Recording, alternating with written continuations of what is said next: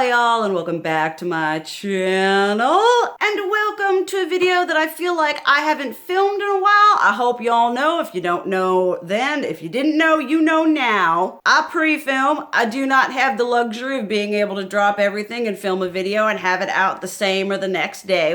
I just don't. So when it comes to things like my anti-hauls and such like that, they can seem kind of dated sometimes. I do apologize for that. And so I feel like this video is one, although you may have seen one recently, I don't think I've filmed one that recently. And that is going to be talking about makeup that we, or I, community, people, I feel like, didn't ask for, didn't warrant, didn't need for one reason or another. As I've said before, and I'll keep saying it until I die, if there's one thing that makeup companies like to do, it's release shiz that we don't need, didn't want, or didn't ask for. Instead of listening to the consumer, listening to the feedback, they sort of just turned a blind eye and are like, oh, what do these people want? They want a skincare brand plus Minions collaboration? I mean, that was something I definitely wasn't asking for. If that's your end-all be-all holy grail, definitely let us know. But there's just this incessant pouring of cosmetics from every angle, every company. They're releasing all kinds of random shiz. We got eyeshadow palettes, we got face palettes, we got random things just coming out of the stratosphere, shooting at us from every angle. It is a makeup battlefield out here as we are trudging through and dodging the perilous bullets of unnecessary makeup releases. And now I will preface this with saying, just because it's something that I think is unwarranted, we didn't ask for, doesn't mean I don't like some of those things. The Norvina Mini Pro Pigment palettes at $29, definitely didn't ask for that shiz. I have all three and absolutely love them. This is not a hate video. This is just me talking about a little bit of nonsense, even though we may like the nonsense. And if you do, let us know down below. Okay, we're gonna start out of the gate with a highlighter, which I know y'all are like, what? No, don't you say you ain't not. We didn't ask for no highlighter. Because if there's something your girl is always asking for, it's highlighter. But Huda Beauty decided to take one of the, I believe, shades, or I think it's just the name of their liquid highlighters, which is Not Your Mother's Pantyhose, which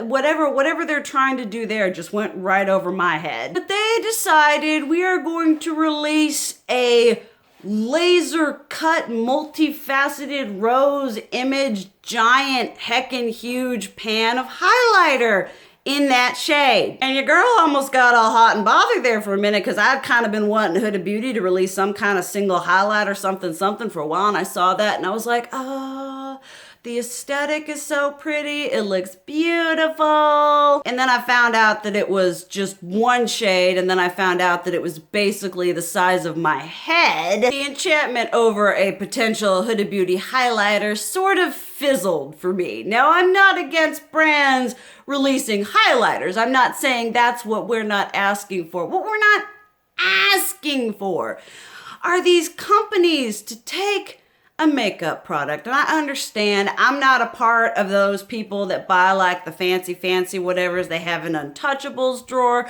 I understand if something calls out to you and you've got the collectorism, we all have a certain level of that. But like taking just a product and turning it, marketing it as a collector's item. They were like, ooh, and this big old highlighter and this amazing collectible whateverness. And I'm like, we've reached the point where we can't even sell makeup up front. We are banking, we are marketing using the fact that we're saying it's collectible. I mean, I collect highlighters nonetheless. I don't need a company to tell me that it's friggin' packaging in this crazy, insane, limited edition moment. I'm just like, really? Really? That's where we've reached the point where we can't even just come out with something. We have to come out with it and being like, oh, it's limited edition and it's so collectible because it's the size of your head and the embossing is lasered on there. And bleh. I just ain't about that life. I was hoping for some kind of something, and that's definitely not what I got. Okay, another thing we didn't ask for. I feel like there's also repeat offenders on this list. But Urban Decay, which is a brand that has fallen from grace in my mind, not because of any company controversy or any sort of wrongdoing of their own, other than the fact that they're now producing what I consider to be subpar color stories, subpar themes, and subpar formulas compared to less expensive and indie stuff that I've tried. But they were like, hey, let's release a stoned vibes palette, sort of pulling a benefit with the whole play, as in, hi, this is rocks, and it's also something else. If you read the names and stuff like that, they're like Third Eye and all kinds of, I'm not dumb. I'm down with the ooky, spooky, occult, hippy, dippy, whateverness. I know what y'all are trying to imply. And if you look at this thing, the packaging is stunning. They are really pulling a two-faced up in here where they put a lot of time and effort and money into creating that beautiful packaging. The inside, not so much. We've got the mats like there, and then in the middle we've got this, like I was reading on Treadmoon, they're like, oh boy, looks like 3 different kind of finishes. And I'm like, do I really need 3 different kind of finishes? I mean, I feel like I do okay with just like regular shimmer, and then every once in a while, if I really want to play it up, I'll go a little duochrome. I guess I'm just not out here doing all sorts of fancy editorial, multi-finish, multifaceted sort of looks. I mean, y'all know your girl gets frustrated when she can't get a shimmer to work with just a typical brush. And so to then take that idea and be like, well, we're gonna give you probably a pressed glitter, some kind of multi-something something, and then I'm just like, can we not? I just feel like, I mean, I'm sure there are going to be some people that love it. That's all the whatever going on there. But when they come up with these things and they create this exquisite, intricate packaging, and then they have like these stupid, Urban Decay is so known for stupid names. I mean, they had that Urban Decay Full Spectrum where the white shade was named Bump. I understand beauty with an edge, but you gotta be clever, not tacky or just, just cliche, it's not well executed. And like I said, I'm not really down into a palette that is like, like all kinds of textures and finishes. I'm like, all right, kind of textures and finishes I like, matte and shimmer. Boom. Maybe every once in a while we'll get whatever and we'll throw a little bit of satin in there. But for the most part, I am not looking to texturize my already non-16-year-old eyelids. Okay, this is something, this sort of plays into the first Huda Beauty, super limited edition, super exclusive, only 200 were made, so we're gonna charge $50 million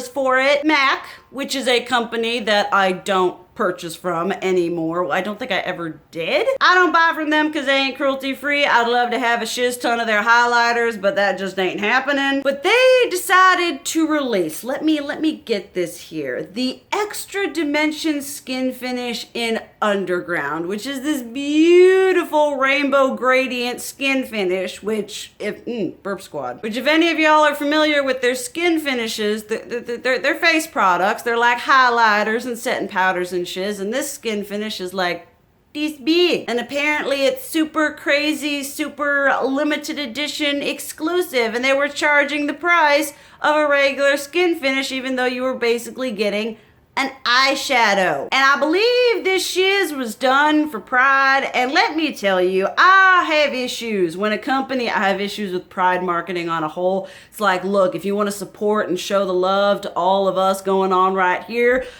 do it all the time. Don't just take Pride and be like, well, let's slap a rainbow on it and call it Pride. But like, if you're doing it in correlation with Pride, why are you making it so exclusive? Why are you making, there's there's already enough marginalization of this to be able to like, oh, well, this is some super fancy underground multi-diminished rainbow finished skin finish, but we're not gonna make it available to a lot of people. We're not gonna make it accessible, and it's gonna be this fancy limited edition, only this many were made. I feel like that sort of defeats the message and sort of just kind of inherently solidifies this idea of exclusivity. I could be reading way too much into it, but I just had a multifaceted level of issues with sort of this whole thing. You got the size, you've got the price point, you've got the exclusion of it, you've got the fact that it was done for pride, for representation, and you know, a lot of people couldn't get it. I don't like it when makeup companies think that they're bougie designer brands that can make 5 of one particular designer item. Get over yourself and just make enough makeup for everybody, okay? Okay, something else that we didn't ask for, or we may have asked for it, but I don't feel like the market, at least in what I've seen, is able to give it in a way that it's actually going to be beneficial. And that is talking about the influx of CBD infused makeup products. We've got CBD infused lip glosses. We got CBD infused skincare. We've got CBD infused everything. Now your girl uses the CBD quite religiously. It is the only thing that gets me sleeping through the night. It's the only thing that is, well, not the only thing. Obviously, I'm on medication for other things. It's greatly helped my depression and my anxiety, and it helps my restless legs from keeping me up at night. And one thing that I've learned whilst in the CBD market is that CBD is not cheap. To get a whole container of my CBD gummies, that's $100. To get my CBD pens, the pen is only $20, but the cartridges are $47. And so this has led me to believe that if we're actually going to have any sort of beneficiary level of CBD in something, I feel like it's gonna be a lot more expensive than $10.99 for a moisturizer. I was actually just at Tobacco Hut with my best friend Morgan looking at CBD stuff, and she was like, hey, how much is that lotion? It was $39.99. I feel like companies like Milani and Wet n Wild and even some higher end ones just don't have the capital to actually be putting enough CBD into these things to make it beneficial, especially for that price. I feel like it's basically just a marketing ploy because CBD is a hot thing, you know, but it just, there was this whole video done. I'll see if I can leave it linked down below talking about false CBD marketing. And it was this whole thing where they were like, we took all these products from all these different companies that said that they had like CBD and shiz in it, and like most of them didn't have nothing in it. So for this lower price point in a market where price points tend to be higher, I feel like it's just sort of a, oh look, we're cool, we're hip, we're using CBD in our products, and it's gonna get people to buy them. I don't recommend, I mean, if the product is absolutely fantastic and amazing and the best moisturizer lip gloss thing you've ever tried, that's great, but I don't feel like it's gonna be great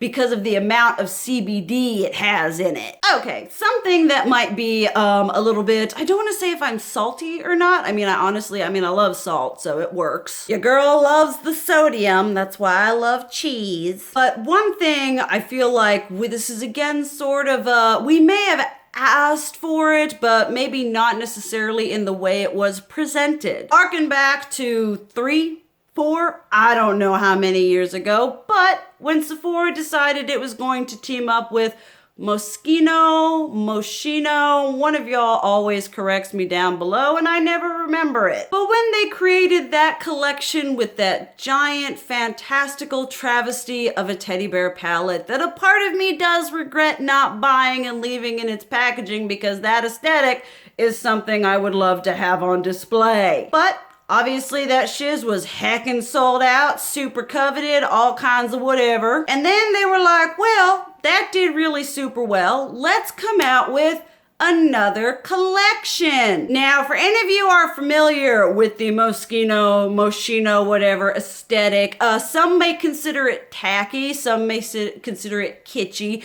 It's very vibrant and bright and poppy and unconventional and in your face, which was very much personified in the first collaboration with the teddy bears and the bling and all like the whatever and stuff like that. And then they were like, all right, let's take the teddy bear face and let's do school supplies. Which, correct me if I'm wrong, I don't think there is any sort of close affinity to school supplies in this particular designer house. I could be wrong. Obviously, I don't keep up with fancy designers. But I feel like I at least knew enough about this particular company to know that it just was sort of a kitschy disconnect. You know, they had the laptop eyeshadow palette that was huge and disgustingly overpriced.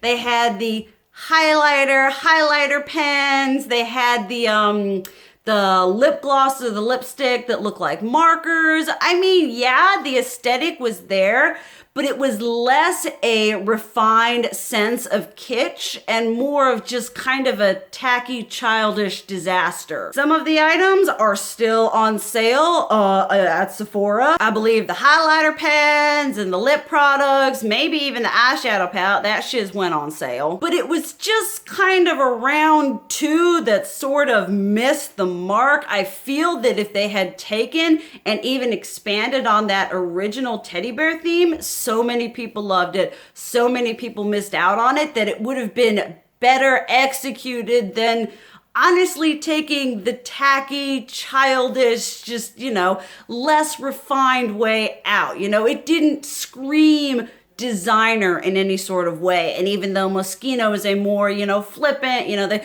doing SpongeBob and Barbie and, you know, all that kind of stuff, you know, even though they're kind of that more crazy whatever, this was just kid stuff compared to an exemplification of what they represent as a brand. And yeah, maybe I am a little bit salty that they just didn't bring back the teddy bear palette on a whole, but I ain't about to spend $350 on Poshmark for an eyeshadow palette that's not cruelty free. All right, we're gonna talk about a company, a brand that used to be a tried and true, used to be a end all be all favorite, KVD. Kendo, vegan, love, futurism, science fiction, nature taking over the city. Beauty. Kendo vanquishes science. And we all recall when she was still, or they, I don't even know what to gender this poor company as anymore. I'll just go with they. We're riding high, going along, doing their holiday releases, and their metal matte palette was no exception. People loved it, people bought it, people lusted after it, people were selling it for $200 on Mercari and Poshmark. And then they were like, all right, you know what these people asked for? They loved the metal matte palette. They loved the formula. They loved the layout. You know what they really want? They want us to take the section of it that already exists and just sell that section. Nothing new, nothing changed. We're literally just taking shades that already existed in the palette that people bought, and we're selling the little version with colors that we already had. I mean, if that's the level of advancement that we're at, then I kind of understand where the brand started going wrong. If they had taken that concept of making mini metal palettes and they'd done a green, they'd done a purple, they'd done a red, they could have gone off the concept of those like shade and light eye quads that were absolutely awful, and they'd done this like matte and metal shimmer and to matte ratio perfection and done a whole bunch of different color stories, I would have eaten that shiz up like no tomorrow. Because that's kind of what we were wanting at the time. We're like, all right, KVD, reel it in. Give us some nice, concise color stories other than just throwing all kinds of shiz in a palette and calling it a 10-year anniversary, calling it a fetish palette, calling it a Saint and Sinner palette. You know, they really could have banked on that metal matte format and done some beautiful curated palettes that I think would have sold really well in the environment at that time, because, you know, this was, I think, pre-ColourPop monochromatic palettes. And since KVD still had that high quality reputation, I think that shiz would have sold like hotcakes. But no, we're gonna take a section of the palette, a palette that already exists, a palette that people already bought, granted limited edition and shiz, but we're literally gonna chop a section off of that and sell it. Just that is creativity at its finest. Okay, next up is from a company that I also don't purchase from because they're not cruelty free, even though I would love to purchase from them. They used to be cruelty free. But Nars, which is a fancy bougie brand in Sephora, perhaps not necessarily in its price points, which skew generally high end, but more in its self-presentation. But one thing they decided to do while being self-aware, which is absolutely fantastic, something I appreciate, they decided that they were going to release a limited edition Nars Laguna bronzer with, in the title, stating in the description, Nars Laguna bronzer with gold overspray. I mean,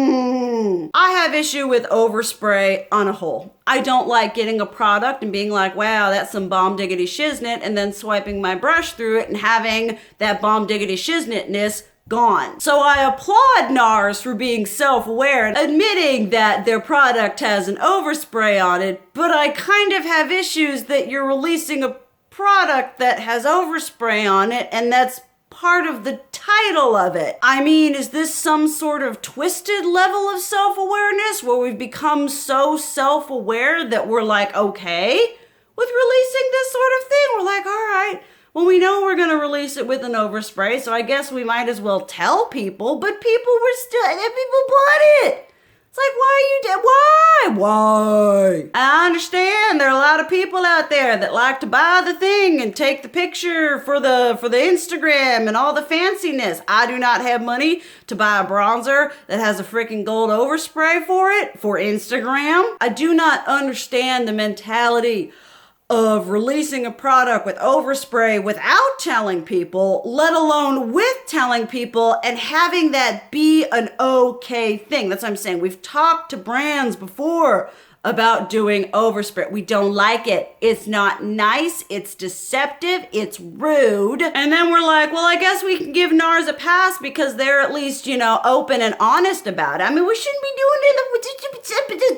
It gives nothing. It gives no enrichment to the product. It gives you nothing better to the product other than being able to take one fancy picture for Instagram. And if that's the level of marketing that we're at for making these products, it's time to get off this crazy train, people.